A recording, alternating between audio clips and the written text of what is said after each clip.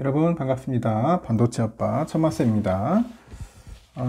오늘 장을 보니까 코스피는 2747.86으로 마무리됐네요. 0.04% 올랐고요. 코스닥은 912.45로 마무리됐습니다. 코스닥은 0.77% 상승을 했습니다.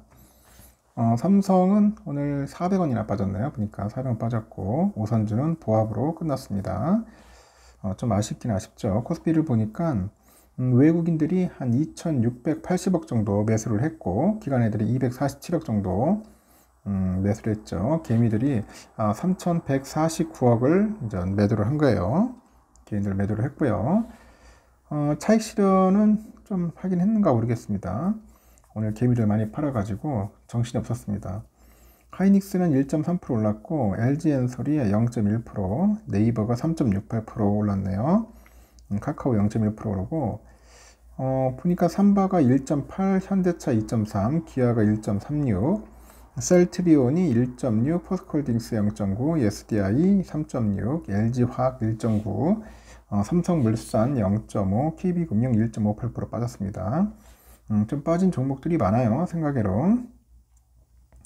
코스닥은 개인들이 1004억 정도 매도를 했고, 외국인이 675억 정도, 기관 애들이 550억 정도 매수했는데, 에코프로가 0.1% 좀 올랐고, 엔캠이 9% 올랐네요. 리노공업 4.89, 삼천당 지역이 강보합으로 끝났고, 에코프로비엠은 1.28 빠지고, HLB 0.7, 알테오젠 5.6, HPSP 3%, 셀트리온 제약 1.6, 레인보우 0.5% 이렇게 빠졌습니다.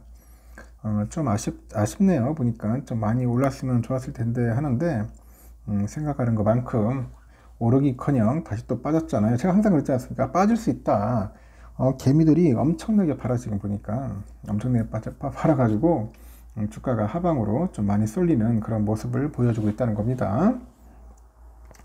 반도체 업황이 반등세로 돌아서다 보니 삼성전자가 올해 1, 4분기에 현대차를 좀 제치고요. 5분기 만에 국내 성장사 흑자 1위에 복귀할 거다. 흑자 1위에 복귀할 것으로 현재 전망을 하고 있습니다. 1일 재계에 따르니까 삼성하고 LG전자가 오는 5일이죠. 1, 4분기 잠정 실적을 나란히 발표할 것 같습니다. 특히 최근에 AI 반도체 등 메모리 업황이 바닥을 치고 이 반등세를 좀 보이고 있어요. 반등세를 보이다 보니까 삼성의 흑자 규모에 관심이 좀 쏠리고 있는 것 같습니다. 삼성은 메모리 반도체 회복에 힘입어서 큰 폭의 영업이익 개선이 기대가 되는데, 금융정보업체 FN가이드 보니까 삼성의 올해 1, 4분기 영업이익 컨센이 5조 297억입니다. 지난해 같은 기간보다도 685%나 이제 늘어났어요. 지난해 4, 4분기보다는 78% 늘어날 것 같고, 지난해 연간 영업이익은 6조 5670억이고, 2008년 글로벌 금융위기 이후 15년 만에 영업이익이 10조 원을 밑돌았습니다. 반면에 현대차는 연간 영업이익 15조 1269억 기록했고, 삼성전자를 제치고 1등에 올라섰습니다. 삼성전자가 올 1, 4분기 영업이익을 5조 원 이상 올리면서 5분기 만에 현대차를 제치고 연간 영업이익 1위 자리를 되찾을 수 있다는 전망이 나오는데, 분기 매출도 5분기 만에 70조 원대 회복할 것으로 이제 관측이 되네요. 이는 지난해 그 적자에 빠졌던 DS 부분이 반등할 것으로 예상을 합니다. DS 쪽은 지난해 모든 분기에 조 단위 적자를 기록을 했는데, 올해 1, 4분기부터 흑자 전환이 유력을 해요. 그리고 경기현 DS 사장이 그래요. 지난달 20일 정기주주 총회에서 올해 1월부터 적자에서 벗어나서 흑자 기조에 들어왔다고 하죠. 흑자 기조, 어느 정도 궤도에 들어가는 모습을 볼 수 있을 거다, 그렇게 언급을 했습니다. 시장에서는 삼성전자 DS본이 1, 4분기 2천억에서 한 7천억 정도 흑자로 돌아설 것으로 추정이 되는 거죠.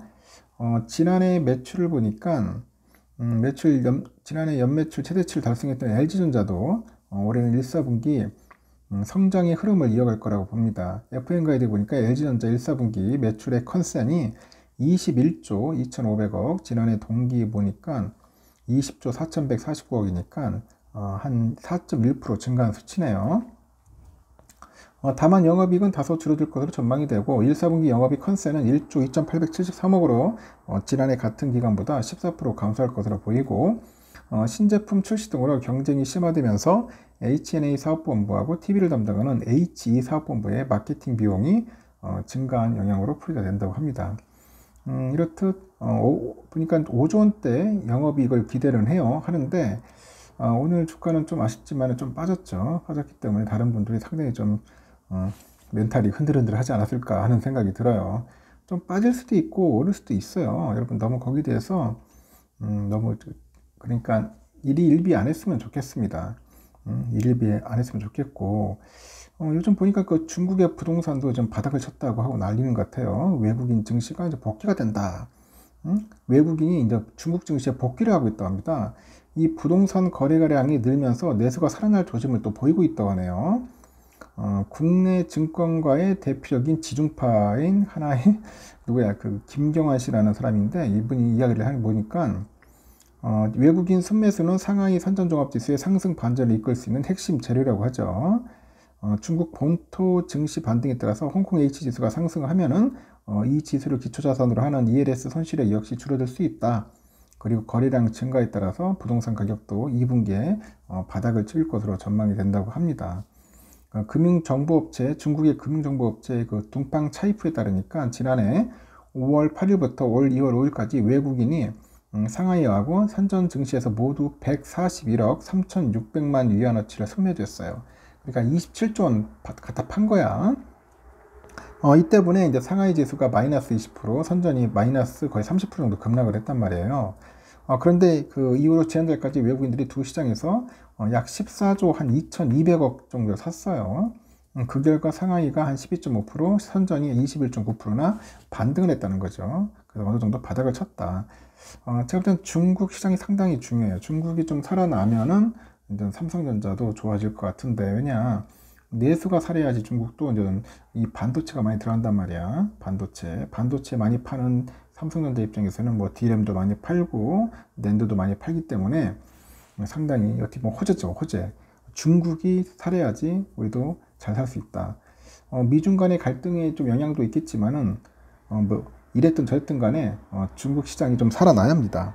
그래야지 우리 삼성전자나 뭐 하이닉스도 살아날 수 있다는 그런 이야기니까 그 부분 참고하시면 좋을 것 같아요. 여러분 하여튼 삼성전자 오늘은 조금 아쉬웠어요. 아침에는 뭐 신나게 좀 오르는 것 같더니 나중에 보니까 좀 빠지더라고. 그래서 내가 볼 때는 오늘 좀 빠질 것 같다. 좀 조심스럽게 여러분에게 이야기를 한 겁니다. 한 400원 정도 빠졌지만은 그거에 대해서 너무 실망하지 마십시오. 약간의 조정도 받을 수 있다는 거 항상 유념하셨으면 좋겠습니다. 일단 여기까지 하고 저녁 맛있게 드세요. 다음 시간에 봬요.